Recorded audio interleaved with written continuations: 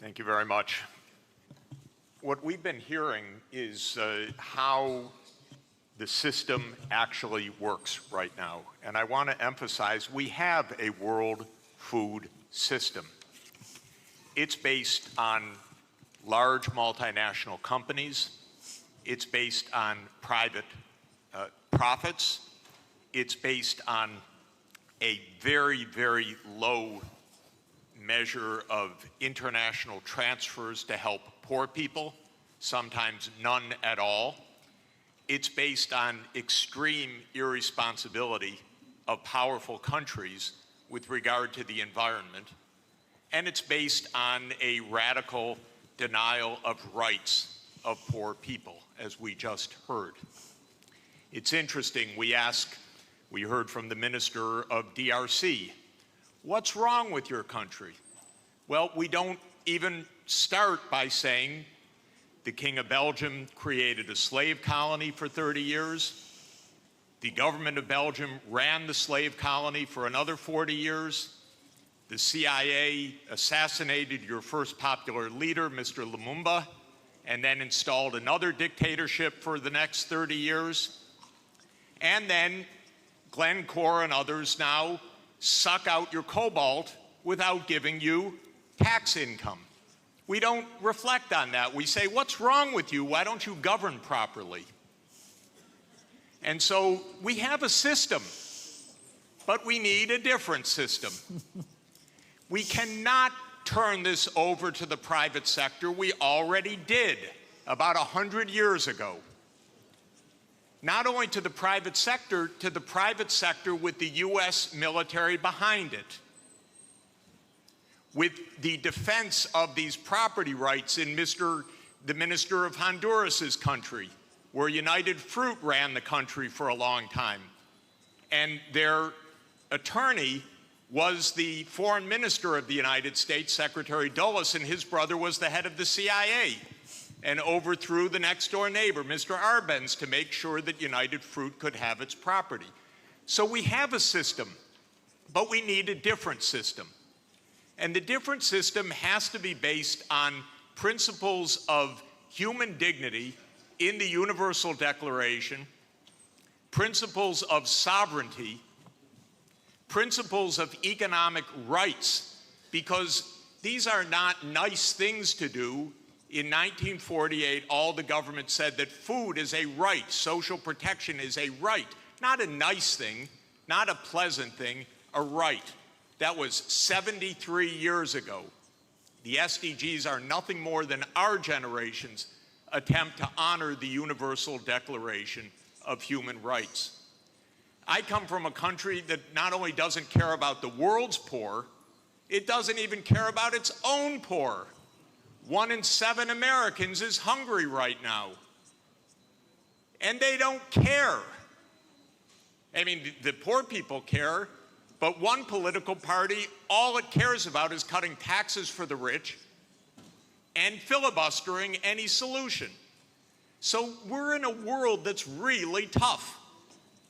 The private sector's not going to solve this problem. I'm sorry to say to all of the private sector leaders, behave, pay your taxes, follow the rules. That's what you should do.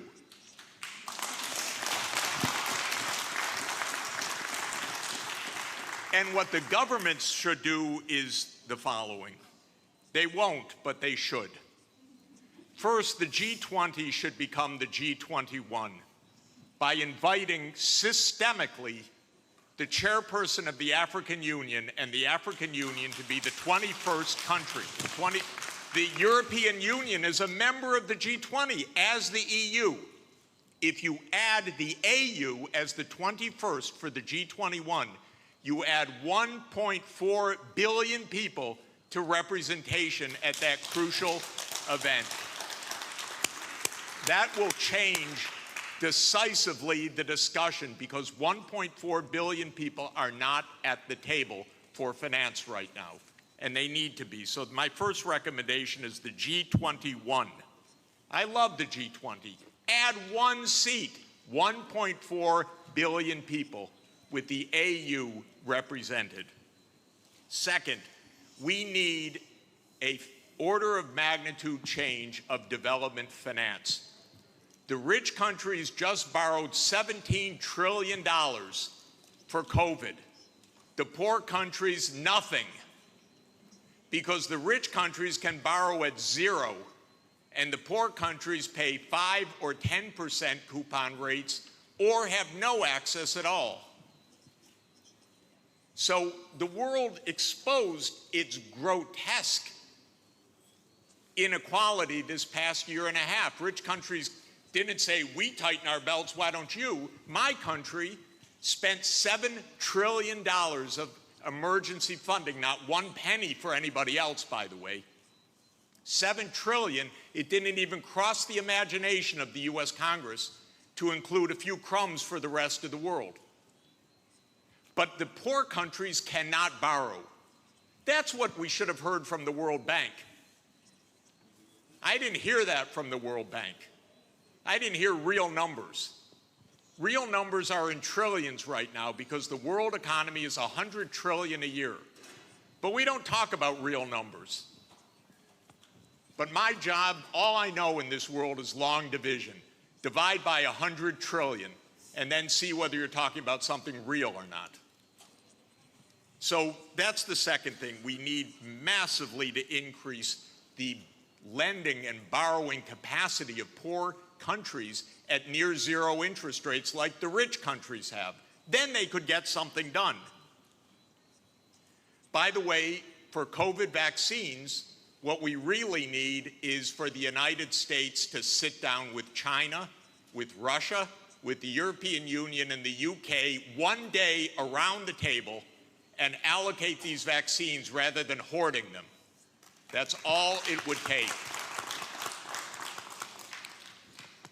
And then we're going to have national pathways. This is a wonderful idea, but they're going to need financing. And so everything that I've been saying, I know the numbers. That's all I do for 40 years is add up what's missing. You want electricity? It has to be purchased. You want digital access? It has to be purchased. You want safe water irrigation? It has to be purchased. This is what I do for a living, is add up these numbers and then find out that then somebody makes up something and names 1/100th of what's really needed. It's not even hard.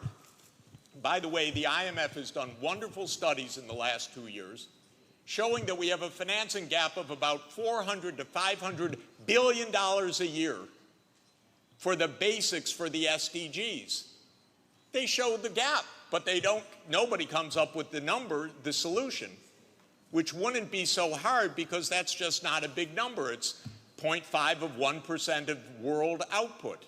So if we really care, we wouldn't have the G7 saying, we love education, therefore we're going to give $3 billion for education. That's what they said at the summit.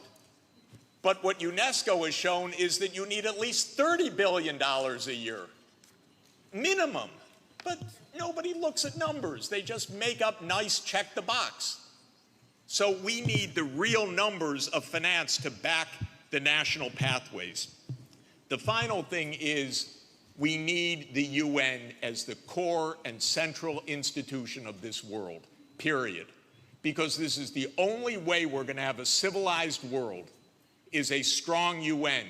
And it cannot be that the whole UN budget is less than my neighborhood's budget in New York. The UN core budget this year is $3 billion. New York City's budget is $100 billion. And then we say, why don't things work well? Because the rich are hoarding everything. Final point, rather than our 3 billionaires going in space, well, they could go into space and stay there and leave their money behind. That would be one idea. But another idea is we have 2,775 billionaires on the current list. Their combined net worth, 2,700, is $13.1 trillion. Now, I have it on good authority, you don't need more than $1 billion to be comfortable. But they have an excess of $11 trillion over just the $1 billion. So we should be taxing that and having a civilized world. Thank you.